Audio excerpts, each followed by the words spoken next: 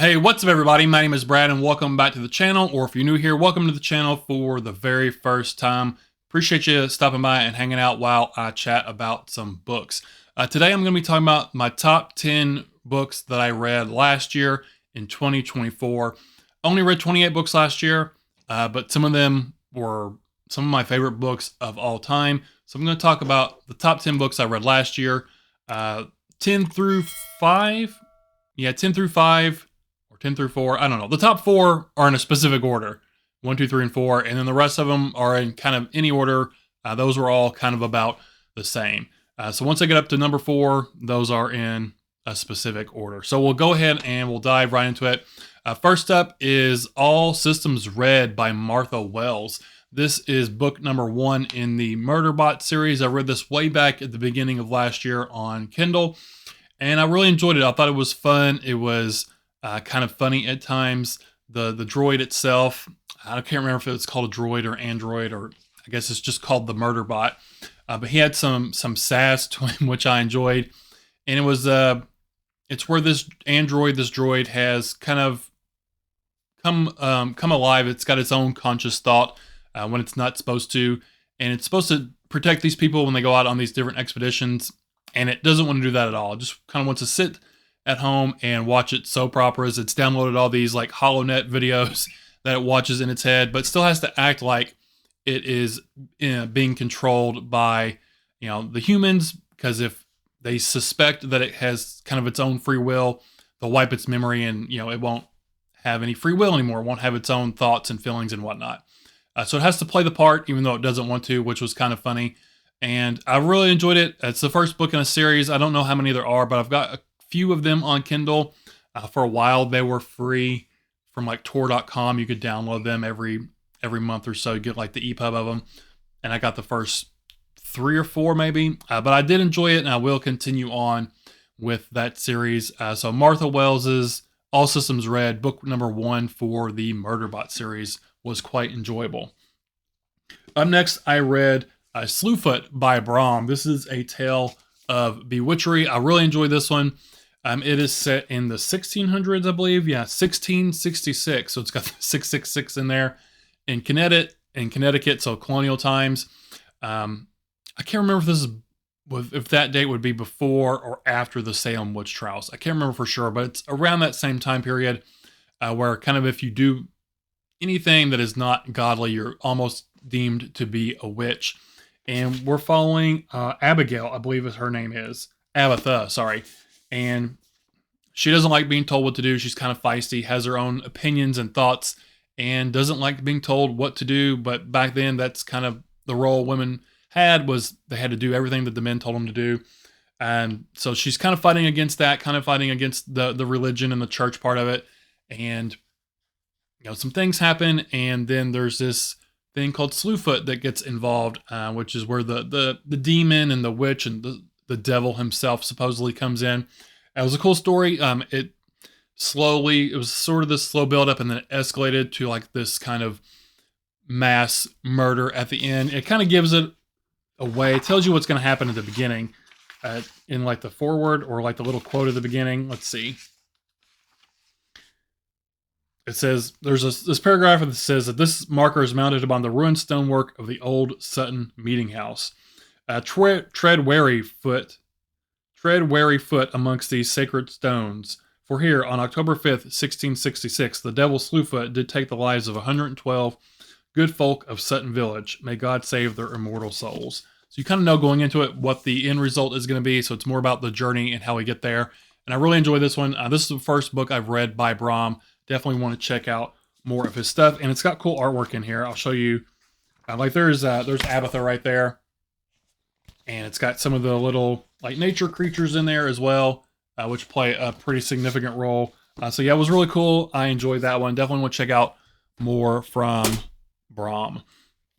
Next up, I read, put it over here. Hopefully it's not too bad of a glare. Gone South by Robert McCammon. Last year was my year for reading Robert McCammon. Only read 3 of his books, but I enjoyed all 3 of them pretty well. And one of them is, actually 2 of them are on this list. But Gone South, this one was cool. This is one I've been wanting to read for a long time because it does take place in the South. and I love stories that take place kind of the like Southern Gothic stories, which this one kind of is. We're following this bounty hunter, and he's after our main character who ends up doing something he shouldn't have done. He regrets it. He didn't really mean to do that, and he goes on the run. He's a Vietnam vet, and in Vietnam, if you kind of lost it and had like this mental break, they called it gone south or going south. And he's trying not to do that here, and he ends up going south, literally and mentally. And he's kind of on the run from these bounty hunters. Lots of cool characters in here. McCammon always has great characters. They always have these weird quirks and things to them. This was really enjoyable, and I definitely am going to continue on reading more of McCammon, but this one was Gone South by Robert McCammon.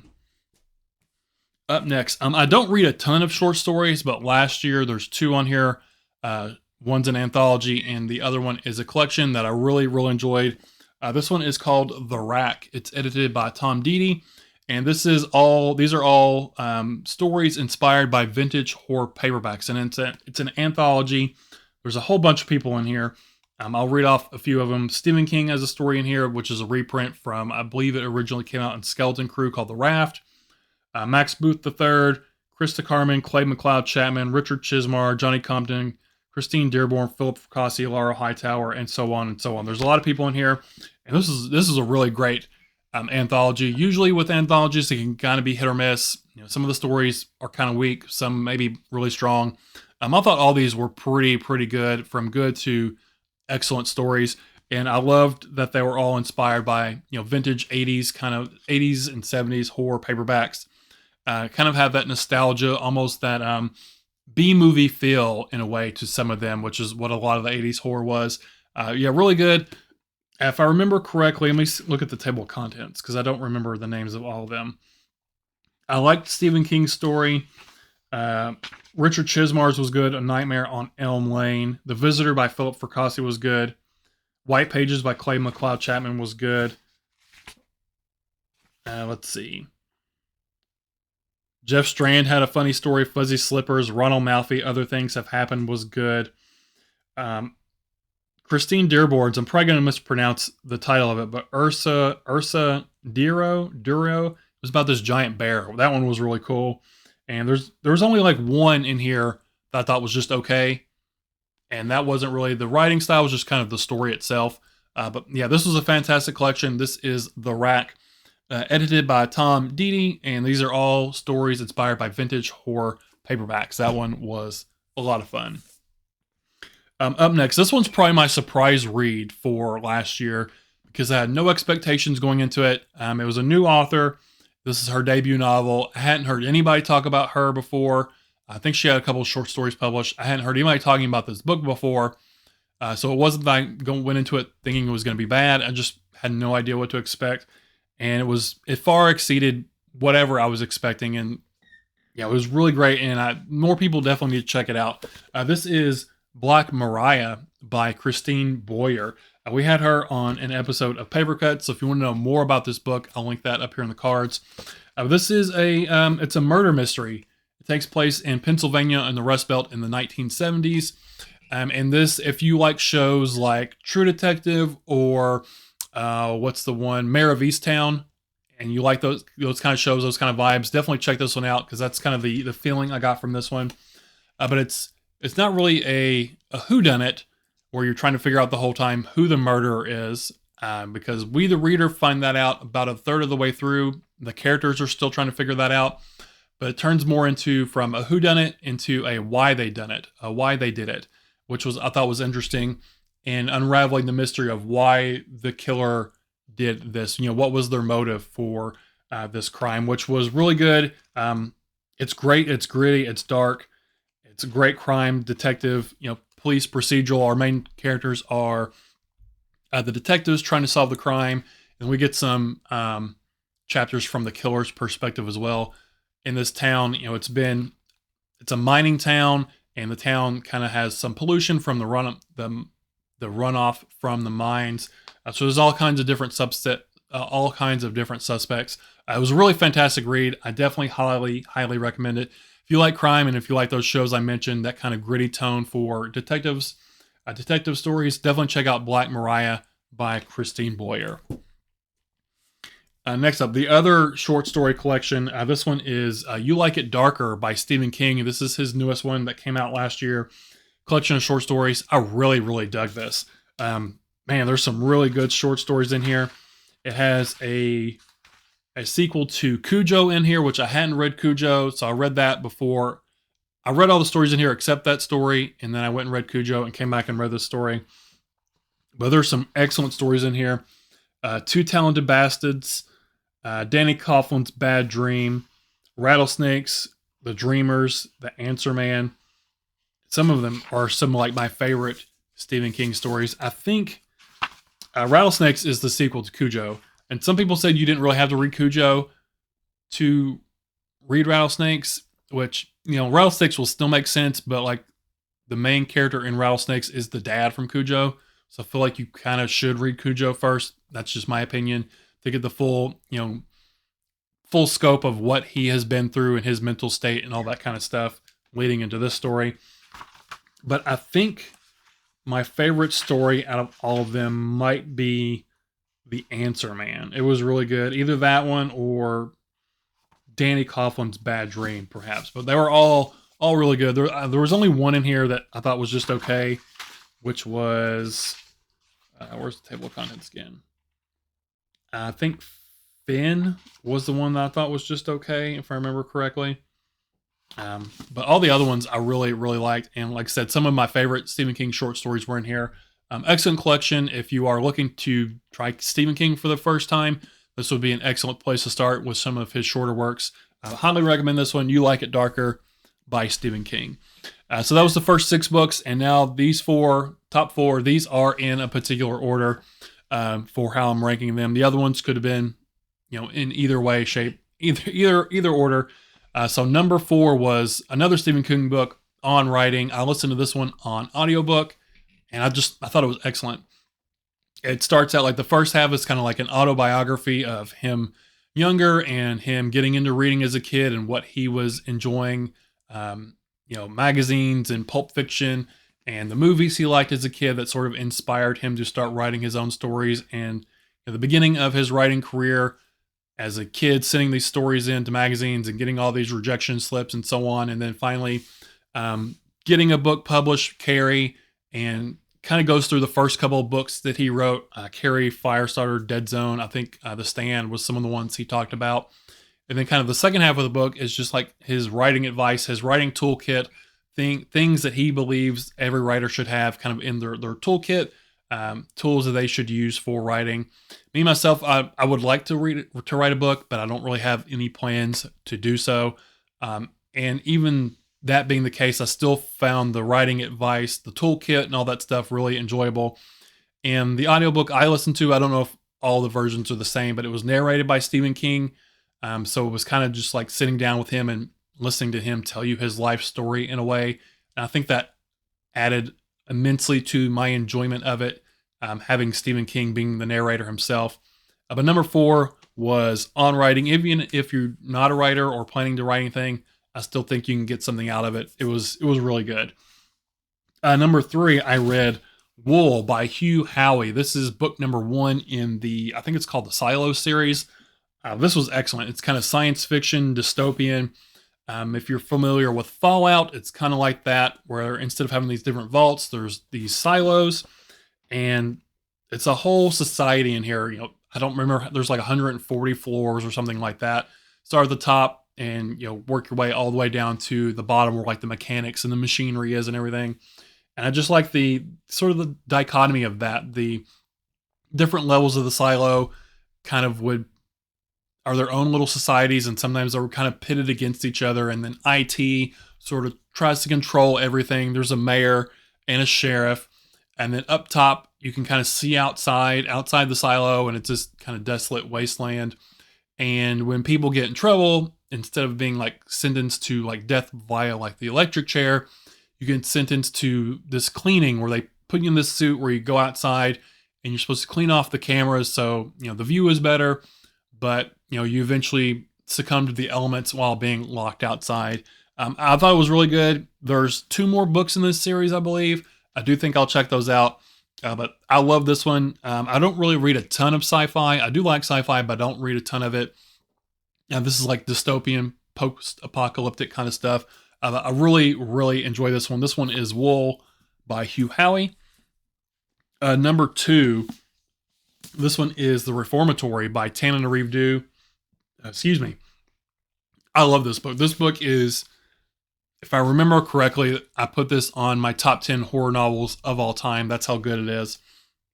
This one is about, it takes place in Gracetown, Florida in the 1950s during the Jim Crow South. And it is about a reform school where the main character, he's just a kid. His name's Robbie. I don't know. He's probably like 10, 12-ish years old or something like that. He does something that's really, he shouldn't have done it, but also their punishment doesn't fit the crime. And he gets sent off to this reform school, and it's a terrible place. I believe it is inspired by the real-life reform school, and I'm not going to remember the name. I'm going to blank on it. But it's the same reform school that the book, oh man, I'm blanking. What is it called? I'm going to have to look it up. Hold on. Let's look this up real quick because I'm blanking on what it's called, and that's going to bother me. Oh, The Nickel Boys by Colson Whitehead. That's what it is. I believe it's inspired by the same reform school as that book is inspired by, which was in Florida. And it was like open to like 2000 or something like that, which is kind of crazy. But this one is more supernatural. Colson Whitehead's is more, straightforward. But there's ghosts in here, and it's super sad and super heartbreaking and just kind of rage-inducing as well. What these, kids were put through in this reform school, kids to young adults, and just the terrible, terrible things that happened to them and how they were treated. Excellent read. Like I said, heartbreaking, sad, kind of happy at times, just pinpricks of happiness every now and then, but an amazing read. If you haven't checked out The Reformatory by Tananarive Due, I highly, highly recommend that one. And then my favorite read for last year, part of my year of reading Robert McCammon, I finally got around to reading Swan Song. This is his magnum opus, his biggest book, I believe. It is like 1,000 pages long. It's a big post-apocalyptic novel. A lot of people compare the Stephen King's The Stand to Robert McCammon's Swan Song. I still have yet to read The Stand, so I can't compare the two. But this one it was just amazing. Everything about it was great. I love the story. I loved his prose. I loved the character work. Everything about it was great. We're following these different sort of pockets of survivors after this all this nuclear war happens, and the survivors are left dealing with the literal fallout of that. Cities have been destroyed. There's radiation everywhere. The weather's messed up. All kinds of stuff. You can't grow anything. The world has just been ravaged, and we're dealing with these survivors, just trying to live day to day as they sort of migrate around. It takes place in the United States. As they migrate around what's left of the United States. It was just great. And there's some kind of magical realism to it, which I feel like McCammon sort of inserts quite often in some of his works. So it's not just straight up, actually what would happen in nuclear, fallout, nuclear war. There is some magical elements there, some hopefulness in there. And it was just all around, it was amazing. If you haven't read it, I highly, highly recommend it. If you have read The Stand by Stephen King, check this one out as well. I think you would enjoy this one as well. But yeah, my favorite read of last year. It's a big, epic book. Something you can really sink your teeth into. It's almost 1,000 pages long. Like I said, excellent characters, excellent story. It made me laugh. It made me mad. It made me cry at the end. Fantastic read all around. And that was Swan Song by Robert McCammon. And that's it. That has been my top 10 reads that I read last year in 2024. If you've read any of these, let me know what you thought about them down in the comments below. But that's it. That's all I have for you guys today. So thanks for hanging out with me. Appreciate your time. Again, my name is Brad, and I'll talk to y'all later. Bye.